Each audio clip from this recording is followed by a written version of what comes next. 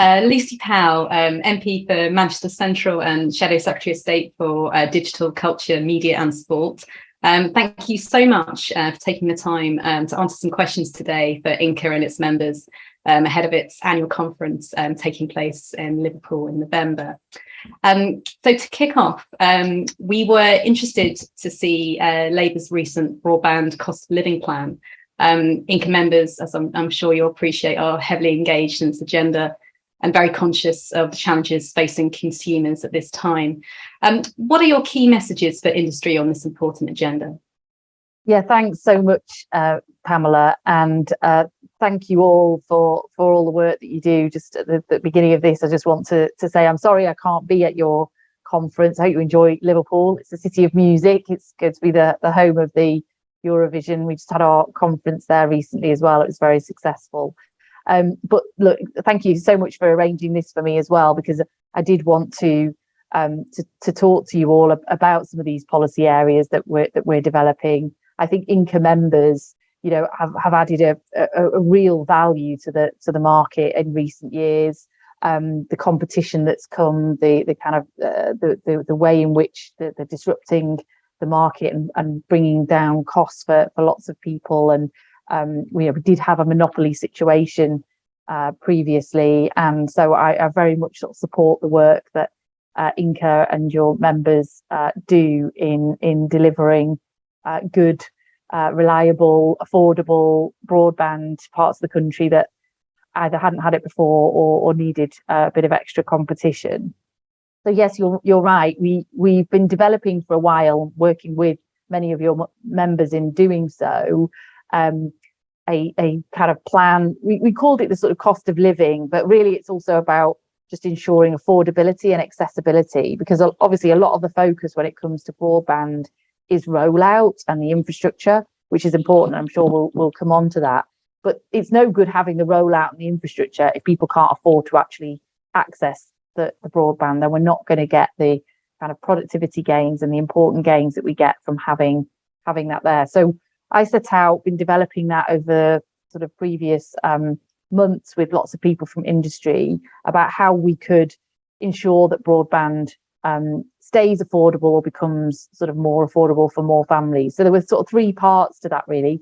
The first was around what I'm sure many of your members understand, perhaps a bit better than I do, but understand about the changes that the government made in 2019 to the cap on cost that Openreach could pass on, and that had previously been linked to 2% or prices, but then could be now linked to CPI. So that was before we saw these huge inflationary pressures. So obviously those costs can now be increased by 10% or so going forward. Which, if they choose to pass that on, obviously that's going to put quite a pressure on broadband providers. So we wanted to reverse that action that the government took, so that we get back to more sensible increases that I think is what most people have planned for anyway.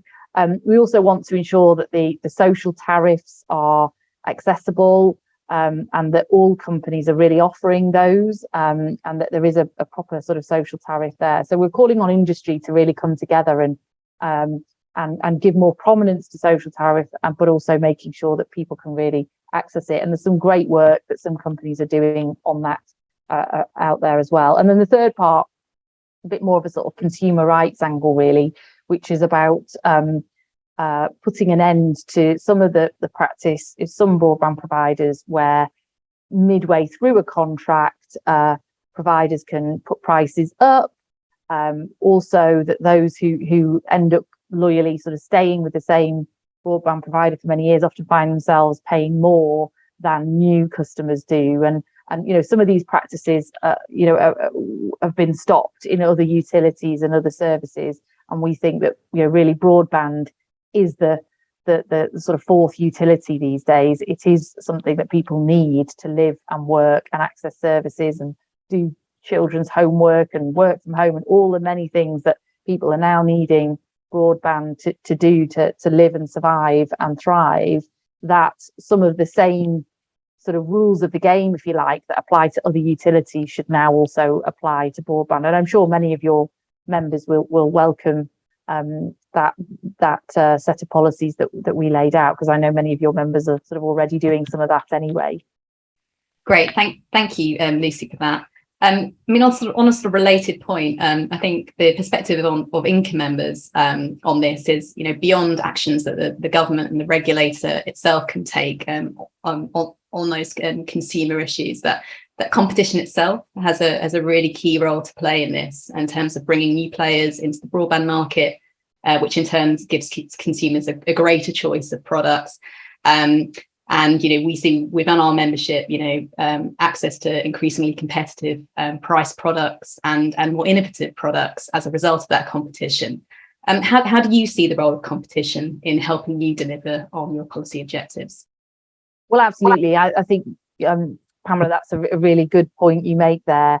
And I would agree with you. I think competition has brought great benefits in the broadband space, and opening up that competition now to many of the altnets and INCA members has kind of transformed in a way some of the sort of slow rollout, some of the cost issues, some of the hard to reach places that we were being told for many years couldn't be reached or were too expensive.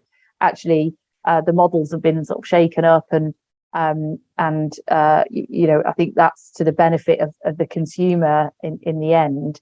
And that's to all of our benefit, because digital infrastructure is so important. So I think competition is an important and good aspect. And I think that's why it is, alongside that, making sure that we have the right regulation where there is regulation, because obviously there's some parts of the sector that are more regulated than others, and that regulation is fit for purpose, where we have expectations, where we have rules of the game, that provide that level playing field as well, so that competition can survive. I think that's the role of government in that context. I think that's what an incoming Labour government will do, because of course in some of our other utilities, as I say, called broadband the fourth utility, we actually don't have competition,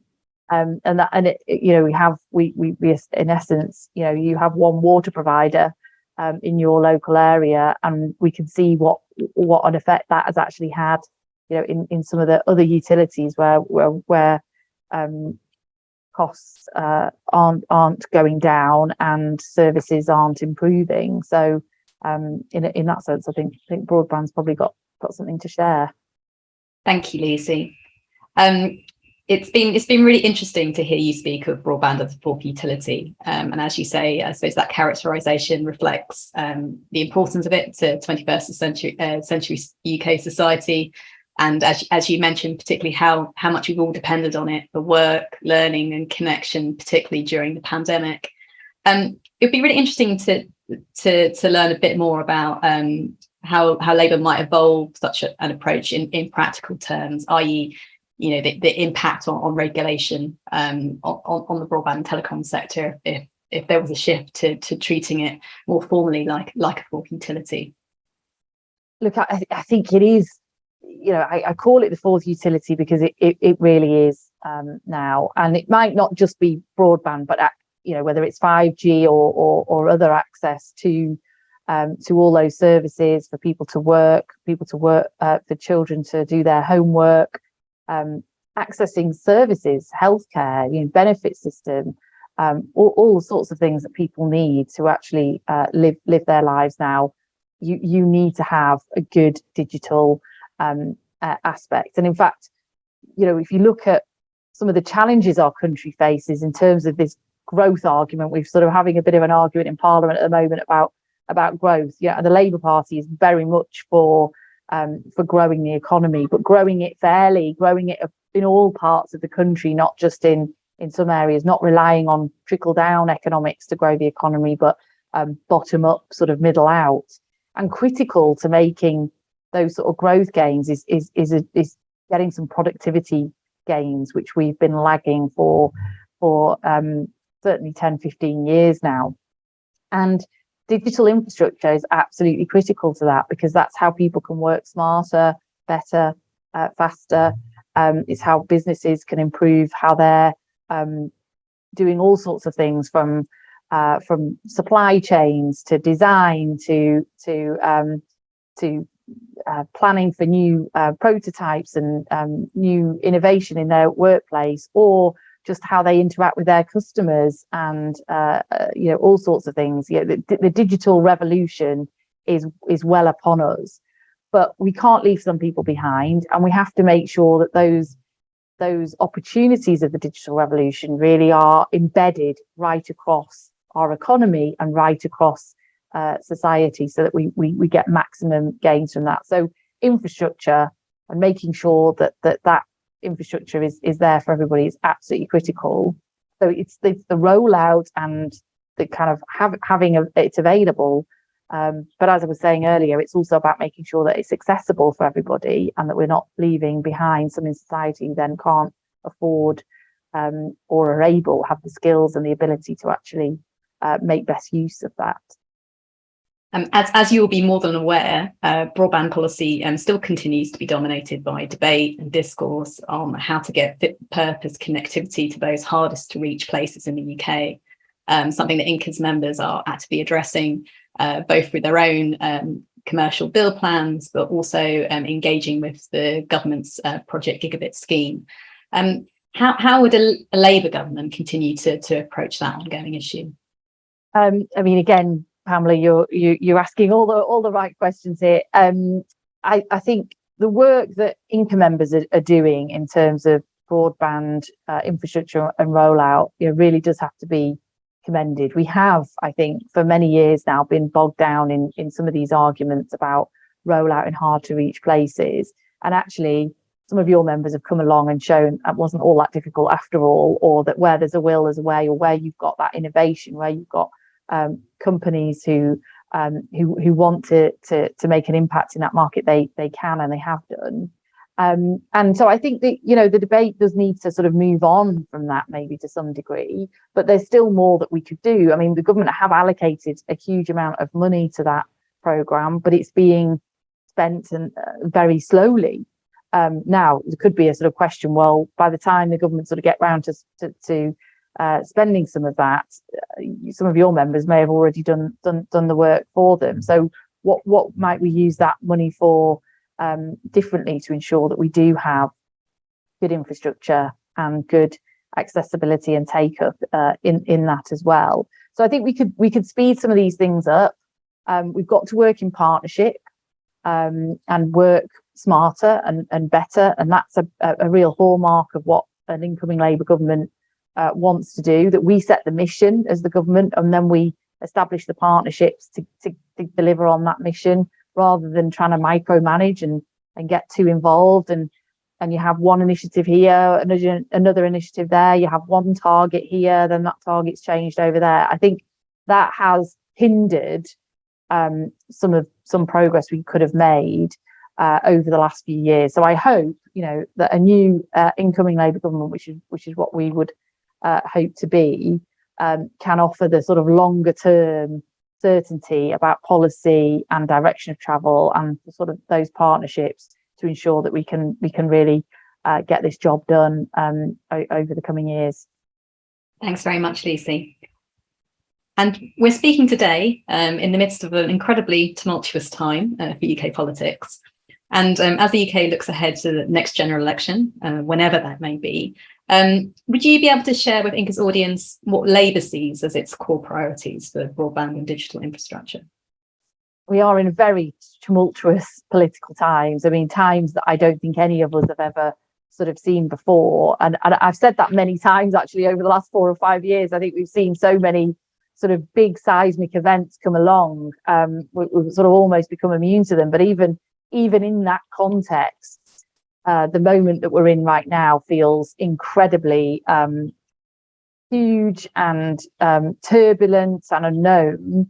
We were talking about this sort of recently as part of the sort of shadow cabinet team, that we've been sort of facing a government who one moment is offering big tax cuts, especially to the most wealthy, the biggest tax cutting kind of so-called mini budget in several generations, And then literally 3 or 4 weeks later, the same government then doing another sort of mini budget without the OBR and all the economic institutions looking at it, that's got the highest tax raising agenda for more than a generation. So we don't know what we're going to inherit here.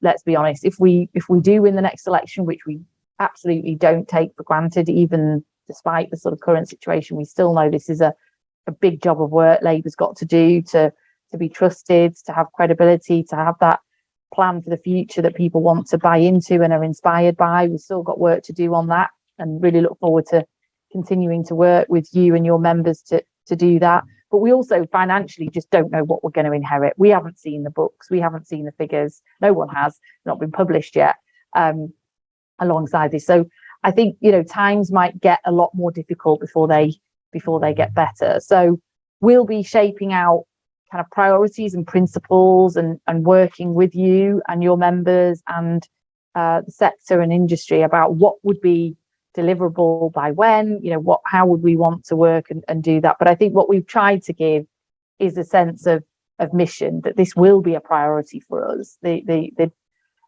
harnessing and seizing the opportunity of the digital age that we are now in for everyone to benefit, for all businesses, small and large, to benefit from, to see those productivity gains, especially outside of London and other parts of the country, is a big priority for Labour, and we'll be saying more on that in coming weeks. But I hope, again, as your members have been so good to do so with us so far, to continue engage with us on that policy agenda, so that it doesn't come as a surprise, and also it's one that we know is shared by the majority of people, of your members and in the sector. Thank you, Lucy, and certainly INCA and its members look forward to the constructive engagement and dialogue we already established with yourself and your team. But finally, is there anything further that INCA and its members could do to help you advance your vision of UK broadband and digital connectivity? Well, thanks, Pamela. I mean, I think all I would say is really carry on doing what you're doing. I mean, I'm a politician. I'm not a broadband expert. I don't know on the sort of level that your members do, all the issues that you face and all the challenges that you're overcoming, and what kind of policy climate would help you to succeed better. So that's why we really do need not just a partnership in government, but a partnership in opposition as well. We don't have a huge amount of resource either. So the more that we can kind of work together, and the more ideas that you can pass our way, and thoughts, and help us to shape things, the better, and can hopefully continue to do that over the coming weeks and months. Thank you so much, Lucy. That's incredibly helpful overview for our members. Thank you very much. Thank you.